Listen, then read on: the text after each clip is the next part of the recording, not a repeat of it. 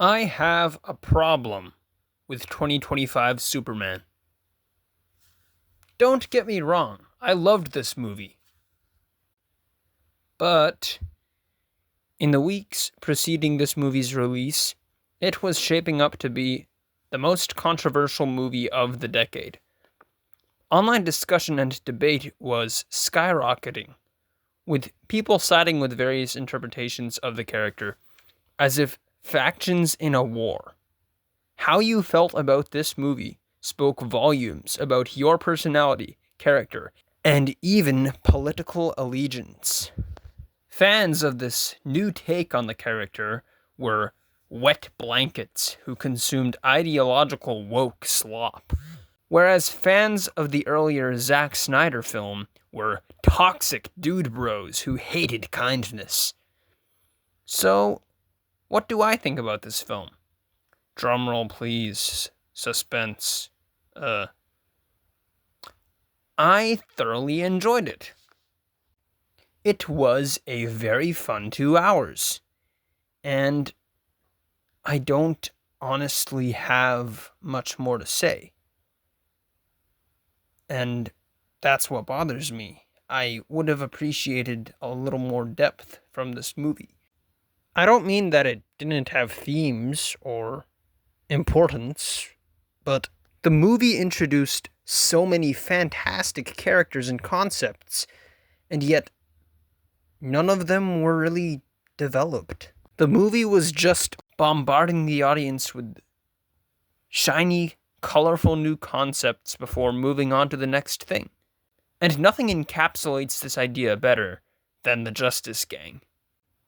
I certainly don't mind that they were in the movie.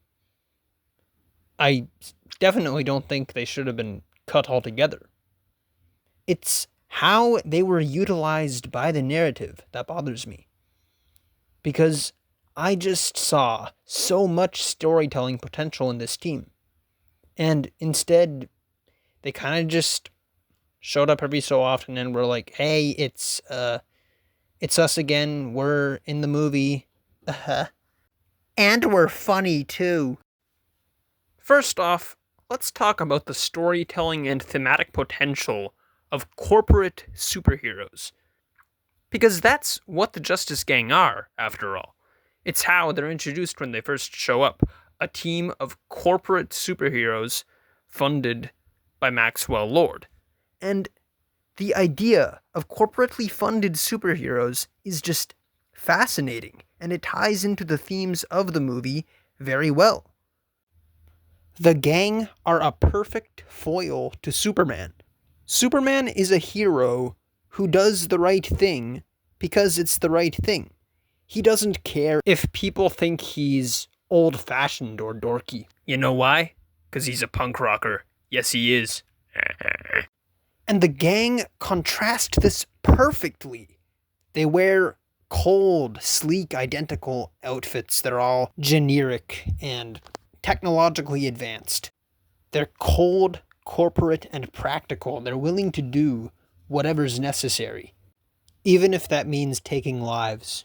They are so ideologically different from Clark, and this had potential to be such juicy conflict between them. In their first scene, they're teaming up with Clark to fight a giant kaiju beast. Clark, in typical Superman fashion, tries to distract it from civilians without hurting it too much. He wants to ideally put it in an intergalactic zoo where it can't do any damage and can live life happily. Then the Justice Gang come in and use the most brutal methods possible to subdue the creature. Green Lantern makes a construct that starts repeatedly punching it in the eye. Hawkgirl just screams and flaps around as usual. And finally, Mr. Terrific blows up its innards. And I was like, oh boy, Superman's gonna be mad. But instead, he was kind of just like, I wish you guys hadn't done that. And then we find that they're actually all on very good terms. They work together frequently, and they all know Superman's identity. They all know how he hides it. That bothered me. I wanted the characters to be at odds. I wanted their ideals to clash. When I saw the Superman trailer, I was hyped. In the trailer footage alone, there were so many moments that just bared so much emotional weight. Okay, I've spent like hours looking for the clip to try to show you guys what I'm talking about. But yeah, I don't even know how to use clips, really, from videos. I will just describe it. It was the part of the trailer where Guy Gardner and Superman seem to have some kind of confrontation, and Guy is just like, make a move, Big Blue. I don't know. Look up the trailer online, see it for yourself. Maybe you'll understand what I'm talking about. But it was just like 3 seconds of footage, and it just conveyed so much tension, you know? I felt like they were going to fight. I felt like there was going to be a conflict, a confrontation between these two, a clash of ideologies. And then there wasn't. Here's another powerful image that you probably didn't miss if you saw any of the Superman marketing. A war-torn landscape. Explosions and gunfire all around. And then there's a kid hoisting a tattered flag with the Superman S on it. And he's just repeating, Superman, Superman, trying to call his name. It's a simple and yet very evocative image. It shows what Superman means to people, both in the world of the movie and in the real world. Because Superman is a classic hero. He's become more than a character at this point. He's a symbol of hope and perseverance in the face of impossible odds. And then frickin' Guy Gardner and the Justice Gang descend from the heavens and beat up the tanks. Yay. There goes all of that thematic development. Superman should have been the one to save these people. I know I'm not the only one who thinks it was weird that these side characters with minimal development came in here to save the day. Right at the thematic crux of the movie. Look, you could make the argument that they were being subversive and taking things in a different direction that the audience wouldn't expect. But I call can't say that word, my bad. Because the Justice Gang didn't need to be there at all. If they wanted to subvert audience expectations while still maintaining the themes of the movie, they could just have the crowd face the dawning realization that Superman isn't coming. And they have to save themselves. But the hope he inspires and the ideals he puts in their hearts is still enough to help them win the day, all on their own. That would be even more powerful. And in a metatextual way, hit home just how important Superman is. Things like this have happened in the real world.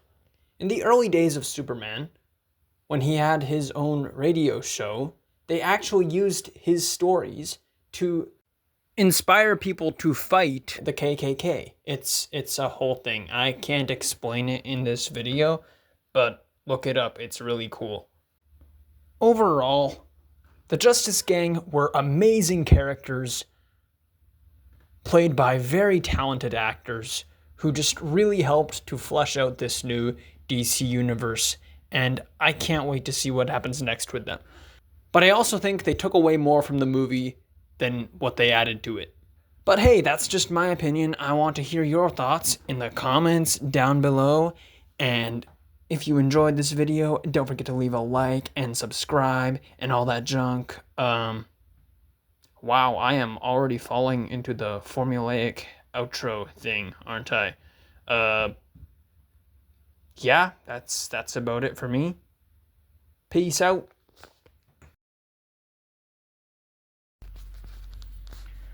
Okay, there. I did it. It's done.